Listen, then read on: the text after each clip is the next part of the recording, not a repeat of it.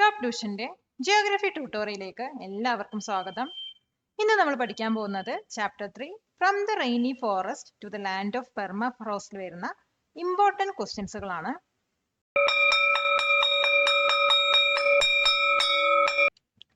Question: describe the food habits of the people in Congo. കോങ്കോയിലുള്ള പീപ്പിളിന്റെ food ഹാബിറ്റ്സിനെ കുറിച്ചിട്ട് ഡിസ്ക്രൈബ് ചെയ്യുക. ഇപ്പോൾ കോങ്കോയിലുള്ള എല്ലാ ഡിഷസിലും വരുന്ന ഇമ്പോർട്ടൻ്റ് ആയിട്ടുള്ള ഒരു പാർട്ടാണ് കസാവ പറയുന്ന ലീവ്സ്. അപ്പോൾ ഈ ലീവ്സ് യൂസ് ചെയ്തിട്ടാണ് ഇവർ പല ഡിഷുകൾ ഉണ്ടാക്കുന്നത്. ഇപ്പോൾ കോങ്കോയിലുള്ള ഇമ്പോർട്ടൻ്റ് ആയിട്ടുള്ള ചില ഡിഷുകൾ വന്നിട്ട് ഡിഷുകളാണ് ക്വാങ്ക, അതുപോലെ ഫൂഫു, സോംബെ പറയുന്നത്. അപ്പോൾ ഇതിൻ്റെ ആൻസർ എങ്ങനെ എഴുതാൻ നോക്കാം. In Congo, cassava is a very important part of almost every dish. One prominent dish is kwanga, which is cooked cassava served in banana leaves. Another dish is fufu, which is made from pounded cassava. They also eat sombe, a dish made from cooked cassava leaves, showing the importance of this plant in their diet. Question: what are the different types of rainfall experienced in the equatorial region? Equatorial റീജിയനിൽ അനുഭവപ്പെടുന്ന different types of റെയിൻഫോൾസുകൾ ഏതൊക്കെയാണ്? ഇപ്പോൾ equatorial റീജിയനിൽ different types of rainfall നമുക്ക് കാണാൻ കഴിയും. അതിൽ important ആയിട്ടുള്ളതാണ് കൺവെൻഷണൽ റെയിൻഫോൾ. ഇത് വന്നിട്ട് ഇവോപ്പറേഷൻ മൂലമാണ് ഉണ്ടാവുന്നത്. മെയിനായിട്ടും ആഫ്റ്റർനൂൺസിലാണ് ഈ ഒരു റെയിൻഫോൾ ഉണ്ടാവുന്നത്. പിന്നെ വരുന്നതാണ് ഓറോഗ്രാഫിക് റെയിൻഫോൾ. ഓറോഗ്രാഫിക് റെയിൻഫോൾ ഉണ്ടാകുന്നത് മോയിസ്റ്റ് വിൻഡ്സ് മൂലമാണ്. പിന്നെ വരുന്ന മൂന്നാമത്തെ റെയിൻഫോൾ പറയുന്നത് ഇന്റർമിറ്റൻറ്റ് റെയിൻഫോൾ ആണ്. ഇത് വന്നിട്ട് സൈക്ലോണിക് ഒറിജിൻ അല്ലെങ്കിൽ നമ്മുടെ ഡോൾഡ്രംസിലുള്ള എയർ കറൻസിൻ്റെ കൺവേർജൻസ് മൂലം ഉണ്ടാകുന്ന റെയിൻഫോൾ ആണ്. അപ്പോൾ ഇതിൻ്റെ ആൻസർ നമുക്ക് എങ്ങനെ വിശദീകരിച്ച് എഴുതാൻ നോക്കാം. The equatorial climatic region receives different types of rainfall. The most common type is convectional rainfall, which occurs almost daily in the afternoons due to high heat and evaporation. In some mountainous areas of Indonesia and Africa, orographic rainfall also occurs when moist winds are forced to rise over mountains. Additionally, the region can experience the intermittent rainfall of cyclonic origin. This is caused by the atmospheric disturbance from the convergence of air currents in the doldrums. Question: what is the lifestyle of the Indian tribes of Amazon Basin? Amazon ബേസിനിലുള്ള Indian ട്രൈബ്സിൻ്റെ life style എന്താണ്? Equatorial റീജിയനിൽ കാണപ്പെടുന്ന important ആയിട്ടുള്ള നേറ്റീവ് ഗ്രൂപ്പാണ് Amazon ബേസിനകത്തുള്ള Indian tribes. ഇവരുടെ മെയിൻ സോഴ്സ് ഓഫ് ഫുഡ് പറയുന്നത് ഹണ്ടിങ്, അനിമൽസിനെ ഹണ്ട് ചെയ്തിട്ടും അതുപോലെ നട്ട്സും ഫ്രൂട്ട്സൊക്കെ ഗ്യാദർ ചെയ്തിട്ടും അതുപോലെ ഫിഷിംഗ് ഒക്കെയാണ്. പിന്നെ ഇവർ ഷിഫ്റ്റിംഗ് കൾട്ടിവേഷൻ പ്രാക്ടീസ് ചെയ്തിട്ടുണ്ടായിരുന്നു. പിന്നെ ഇലകളൊക്കെ കൊണ്ടൊക്കെ ഉണ്ടാക്കിയ ഹട്ട്സുകളിലൊക്കെയാണ് ഇവർ മെയിനായിട്ട് താമസിച്ചിരുന്നത്. അപ്പോൾ ഇതിൻ്റെ ആൻസർ അങ്ങനെ എഴുതാൻ നോക്കാം. The Indian tribes of the Amazon basin are one of the important native groups of the equatorial region. They sustain themselves through traditional activities suited to the rainforest environment. Their main source of food are hunting animals, gathering nuts and fruits, and fishing in the rivers. They also practice shifting cultivation where they clear a small patch of forest to grow crops. Their life is deeply interconnected with the forest, which provides them with all their basic needs. Question: what is the significance of the short summer in the Tundra region? Tundra regionിലുള്ള short സമ്മറിൻ്റെ significance എന്താണ്? ഇപ്പോൾ Tundra റീജിയനിൽ summer എന്ന് പറയുന്നത് വളരെ ഷോർട്ടാണ്.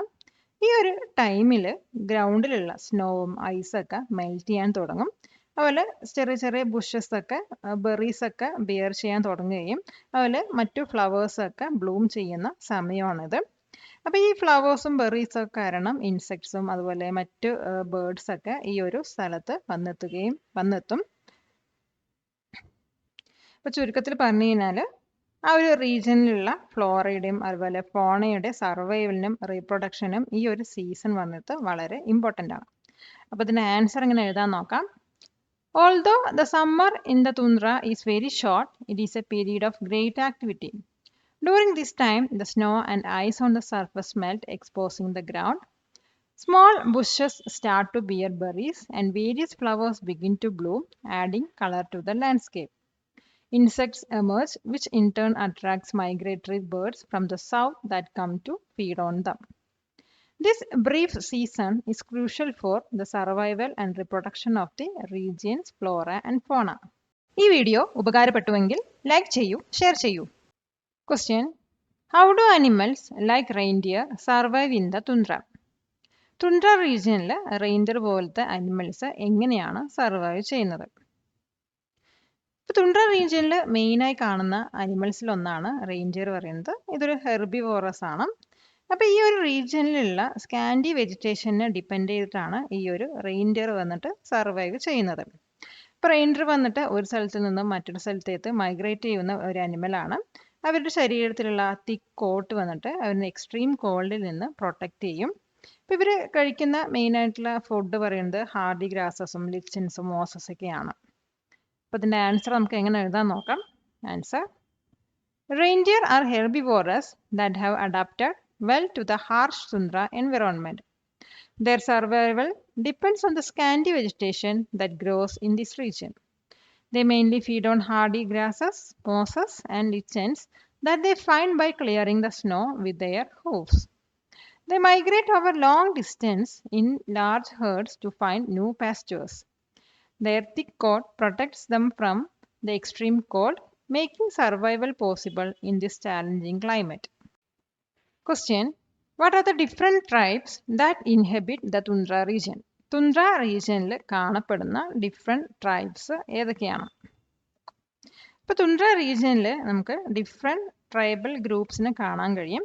ഇപ്പോൾ Greenland, north Canada, Alaska എടുക്കുകയാണെങ്കിൽ അവിടുത്തെ നേറ്റീവ് പീപ്പിളിനെ വിളിക്കുന്നതാണ് എസ്കിമോസ് എന്ന്.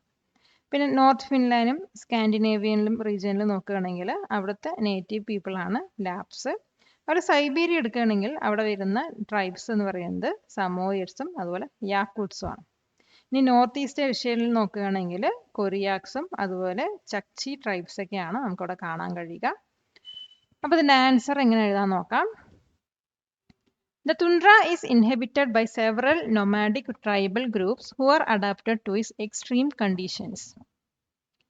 In Greenland, North Canada, and Alaska, the native people are the Eskimos. In the North Finland and Scandinavian region, you find the Lapps. Siberia is home to the tribes like the Samoyeds and the Yakuts. In northeastern Asia, the Koryaks and Chukchi tribes are found, each with their unique cultural practices. Question: What kind of development is taking place in the tundra region? തുണ്ട്ര റീജിയനിൽ നടക്കുന്ന ഡെവലപ്മെൻറ്റുകൾ ഏതൊക്കെയാണ്? ഇപ്പോൾ തുണ്ട്ര റീജിയനിൽ വരുന്ന മെയിനായിട്ട് development പറയുന്നത് mining activities ആണ്. അതായത് കൂടുതൽ മിനറൽസ് ഡിസ്കവർ ചെയ്തതുകൂടെ ഈ ഒരു റീജിയനിൽ ടൗൺസും അതുപോലെ പുതിയ സെറ്റിൽമെൻറ്റ്സ് ഒക്കെ എസ്റ്റാബ്ലിഷ് ചെയ്തു. അതോടൊപ്പം തന്നെ സദേൺ തുണ്ട്രയിൽ വന്നിട്ട് ചില ഏരിയാസിൽ നല്ല ക്ലൈമറ്റ് ആയതുകൊണ്ട് അവിടെ അഗ്രികൾച്ചർ പ്രാക്ടീസ് ചെയ്യാൻ തുടങ്ങി. അതുപോലെ തന്നെ ഷോർട്ട് ഗ്രോയിങ് സീസൺ സീരിയൽസ് ഒക്കെ ഇവിടെ കൾട്ടിവേറ്റ് ചെയ്യാൻ തുടങ്ങി. പിന്നെ മോഡേൺ ഫെസിലിറ്റീസും അതുപോലെ എഡ്യൂക്കേഷനൊക്കെ ഇൻട്രൊഡ്യൂസ് ചെയ്തതോടെ ഇനി അവിടുത്തെ നേറ്റീവ് പീപ്പിളിൻ്റെ ട്രഡീഷണൽ ലൈഫ് സ്റ്റൈലൊക്കെ ചേഞ്ച് ചെയ്യാൻ തുടങ്ങി. അപ്പോൾ ഇതിൻ്റെ ആൻസർ എങ്ങനെ എഴുതാൻ നോക്കാം. The tundra region is undergoing development, especially due to mining activities. The discovery of minerals has led to the establishment of new settlements and towns in the region. In some areas of the southern tundra, where the climate is slightly more favorable, agriculture is also being practiced. Cereals that have a short growing season are cultivated here. Modern facilities and education are also being introduced, changing the traditional lifestyles of the native people. Question: What is a blizzard? Blizzard പറഞ്ഞാൽ എന്താണ്? തുണ്ട്ര climatic റീജിയൻ്റെ ഒരു characteristics ഫീച്ചറായ severe snow Storm ആണ് Blizzard. അത് Blizzard പറയുന്നത് വളരെ സ്ട്രോങ്ങും അതുപോലെ തന്നെ high സ്പീഡിൽ ബ്ലോ ചെയ്യുന്ന കോൾഡ് ആയിട്ടുള്ള വിൻസ് ആണ്. ഇത് വന്നിട്ട് ഹെവിയർ സ്നോഫാൾ ആണ് ഉണ്ടാക്കുന്നത്. അതോടൊപ്പം തന്നെ ഈ ഒരു സ്നോഫാൾ സെവറൽ ഡേയ്സിന് നീണ്ടു നിൽക്കുകയും ചെയ്യുന്നു. അപ്പോൾ ഇതിൻ്റെ ആൻസർ നമുക്ക് എങ്ങനെ എഴുതാൻ നോക്കാം. A blizzard is a severe snowstorm that is a characteristic feature of tundra's region's climate. It is characterized by very strong cold winds blowing at high speeds. These winds carry a large amount of snow, which can be either falling snow or snow picked up from the ground. This drastically reduces visibility and makes outdoor conditions extremely dangerous. Blizzards often cause heavier snowfall and can last for several days. Question: How has the life of tribes in the Eurasian tundra changed? Eurasian തുൻഡ്രയിലുള്ള ട്രൈബ്സുകളുടെ life എങ്ങനെയാണ് change ആയത്? ഇപ്പോൾ Eurasian തുൻഡ്രയിൽ ഇപ്പോഴും traditional nomadic life നയിക്കുന്നവരുണ്ട്. അവരിൽ ചിലവർക്ക് നല്ല മാറ്റങ്ങൾ ഉണ്ടായി, അത് മോഡേൺ ചേഞ്ചസ് ഒക്കെ വരികയുണ്ടായി. അതെങ്ങനെയാണെന്ന് വെച്ചാൽ ലാർജ് സ്കെയിലിൽ കമേഴ്ഷ്യൽ ഫാംസ് അവർ സൈബേരിയൻ ടുണ്ട്രയിൽ എസ്റ്റാബ്ലിഷ് ചെയ്തു. ഈ ഫാംസ് എന്തിനാണ് സെറ്റപ്പ് ചെയ്തിരിക്കുന്നത് വെച്ചാൽ റെയിൻഡർ അതുപോലെ ആർട്ടിക് ഫോക്സസ് പോലെയുള്ള അനിമൽസിനെ റിയർ ചെയ്യാനും അതുപോലെ ഫർ ബിയറിങ്ങിന് വേണ്ടിയായിരുന്നു. അപ്പോൾ ഈ ഒരു ഷിഫ്റ്റ്, അതായത് കമേഴ്ഷ്യൽ ഫാമിങ്ങിലോട്ടുള്ള ഈ ഒരു ഷിഫ്റ്റ് വന്നിട്ട് അവരുടെ ട്രഡീഷണൽ ലൈഫ് സ്റ്റൈലിൽ നിന്നും കുറച്ചും കൂടി മോഡേൺ ലൈഫ് സ്റ്റൈലിലോട്ട് അവരെ കൺവേർട്ട് ചെയ്യുകയാണ് ചെയ്തത്. ഇതിൻ്റെ ആൻസർ നമുക്ക് എങ്ങനെ വിശദീകരിച്ച് എഴുതാൻ നോക്കാം. While many tribal groups in the Eurasian tundra still led a traditional nomadic life herding reindeer, there have been some modern changes. Large-scale commercial farms have been established, especially in the Siberian tundra. These farms are set up for rearing fur-bearing animals like reindeer and Arctic foxes. This shift towards commercial farming represents a significant change from their traditional subsistence lifestyle. ഇതുപോലുള്ള വീഡിയോകൾക്കായി top ട്യൂഷന്റെ ഈ channel subscribe ചെയ്യൂ. Question: What are the main threats to the equatorial rainforest? Equatorial റെയിൻഫോറസ്റ്റിന് face ചെയ്യേണ്ടി വരുന്ന ത്രെഡ്സുകൾ ഏതൊക്കെയാണ്? Equatorial rain forest വന്നിട്ട് കുറേ ത്രെഡ്സുകൾ ഫേസ് ചെയ്യുന്നുണ്ട്. അതിൽ ഇമ്പോർട്ടൻ്റ് ആയിട്ടുള്ള ഒന്നാണ് ഡീഫോറസ്റ്റേഷൻ. അതായത് അഗ്രികൾച്ചറിന് വേണ്ടിയിട്ടും ഷിഫ്റ്റിംഗ് കൾട്ടിവേഷനും അതുപോലെ ലാർജ് സ്കെയിൽ പ്ലാന്റേഷന് വേണ്ടിയിട്ടും ഫോറസ്റ്റുകളൊക്കെ ക്ലിയർ ചെയ്യപ്പെട്ടു. അതോടൊപ്പം തന്നെ റോഡ്സ്, ഡാംസ്, സിറ്റീസ് ഒക്കെ കൺസ്ട്രക്ട് ചെയ്യാൻ വേണ്ടിയിട്ടും ഫോറസ്റ്റ് ഡിസ്ട്രക്ട് ചെയ്യുകയുണ്ടായി. അപ്പോൾ ഇതിൻ്റെ ഉത്തരം നമുക്ക് ഇങ്ങനെ എഴുതാൻ നോക്കാം. Answer: The equatorial rainforest face numerous threats, primarily from human activities leading to deforestation.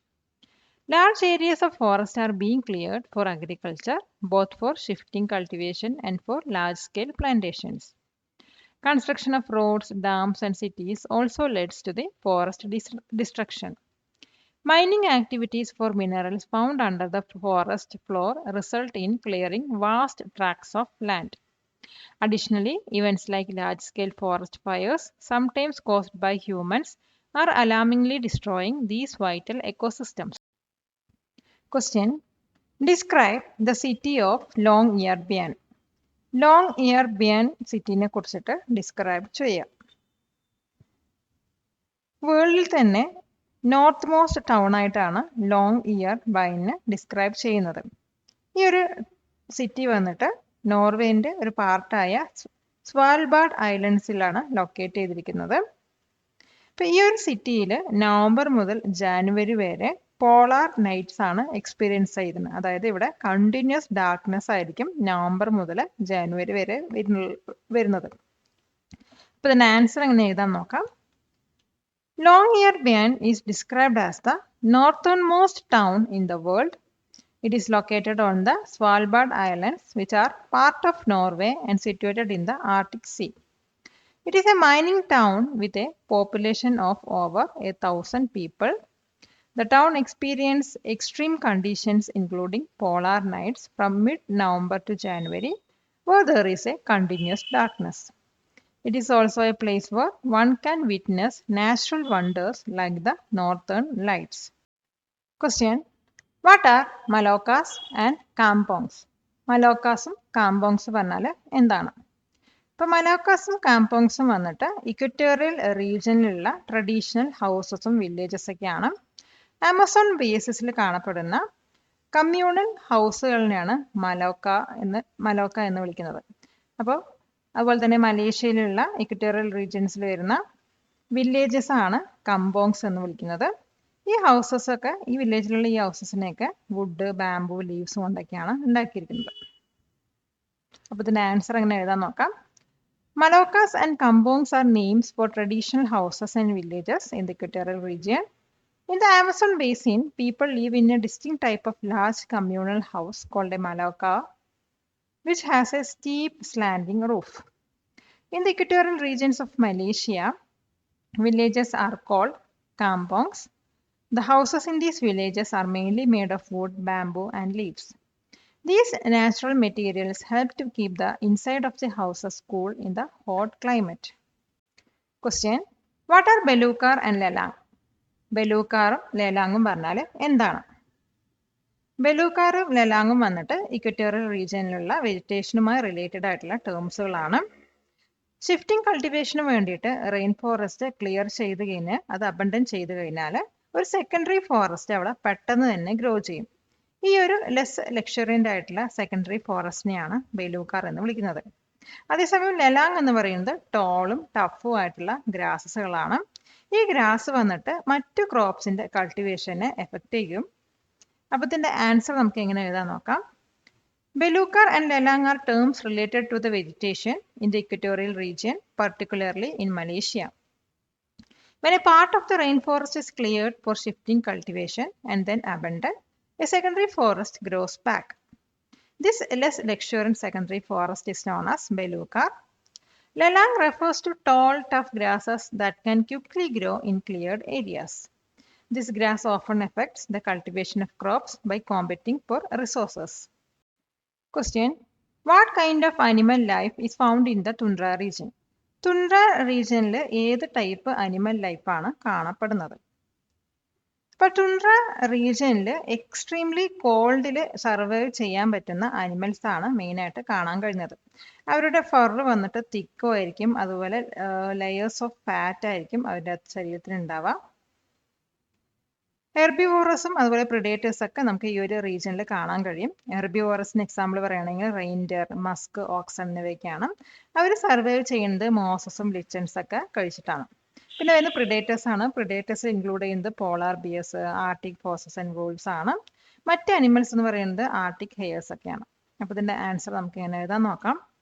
The animals in the tundra are adapted to survive in the extreme cold. Many have thick fur or layers of fat for insulation. Herbivores like reindeer and musk oxen survive by eating the mosses and lichens. Predators include animals like polar bears, arctic foxes, and wolves. Other animals like arctic hares are also found here, and many birds migrate to the tundra during the short summer. Question: How has the life of the Eskimos changed in modern times? എങ്ങനെയാണ് modern ടൈംസിൽ എസ്കിമോസിന്റെ life change ആയിക്കൊണ്ടിരിക്കുന്നത്? ഇപ്പം Eskimos വന്നിട്ട് അവരുടെ traditional life സ്റ്റൈലിൽ നിന്നും modern life സ്റ്റൈലിലോട്ട് മാറിക്കൊണ്ടിരിക്കുകയാണ്. ഇപ്പോൾ കുറേ Eskimos വന്നിട്ട് വില്ലേജസിലോട്ട് താമസം മാറുകയും അവർ പെർമനന്റ് ഹൗസിലൊക്കെയാണ് താമസിക്കുന്നത്. അവർ അതിനകത്ത് മോഡേൺ അമ്യൂണിറ്റീസ് ഒക്കെ അവർ യൂസ് ചെയ്യുന്നുണ്ട്. അതുപോലെ തന്നെ ട്രഡീഷണൽ സ്മോൾ ബോട്ട്സിനൊക്കെ പകരം, അതായത് ഫിഷിങ്ങിന് വേണ്ടി ഒരു കായക്സ് ആണ് പണ്ട് യൂസ് ചെയ്തിരുന്നത്. അതിന് പകരം ഇപ്പോൾ അവർ മോഡേൺ സ്പീഡ് ബോട്ട്സ് ഒക്കെയാണ് യൂസ് ചെയ്യുന്നത്. അതുപോലെ അവരുടെ കുട്ടികൾ എഡ്യൂക്കേഷന് വേണ്ടി, അത് മോഡേൺ എഡ്യൂക്കേഷന് വേണ്ടിയിട്ട് ഇപ്പോൾ സ്കൂളിലൊക്കെ പോകാറുണ്ട്. എങ്കിൽ പോലും അവർ ട്രഡീഷണൽ കൾച്ചേഴ്സ് കുറച്ചൊക്കെ മെയിൻറ്റെയിൻ ചെയ്ത് പോകുന്നുമുണ്ട്. അപ്പോൾ ഇതിൻ്റെ ആൻസർ എങ്ങനെ എഴുതാൻ നോക്കാം. The way of life of the Eskimos has changed significantly over the last 60 years due to contact with Europeans.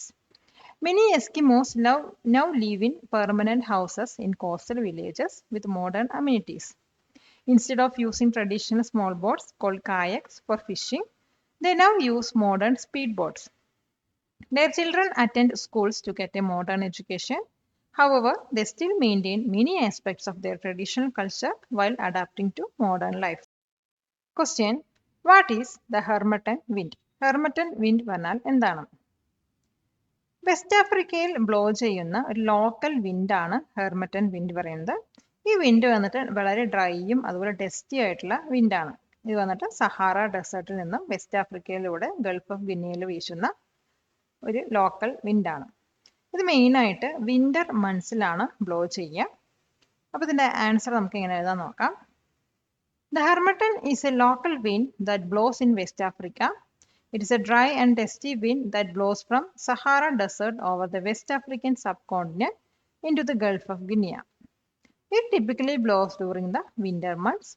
When it blows along the Guinea coast, it provides some relief from the high humidity and heat.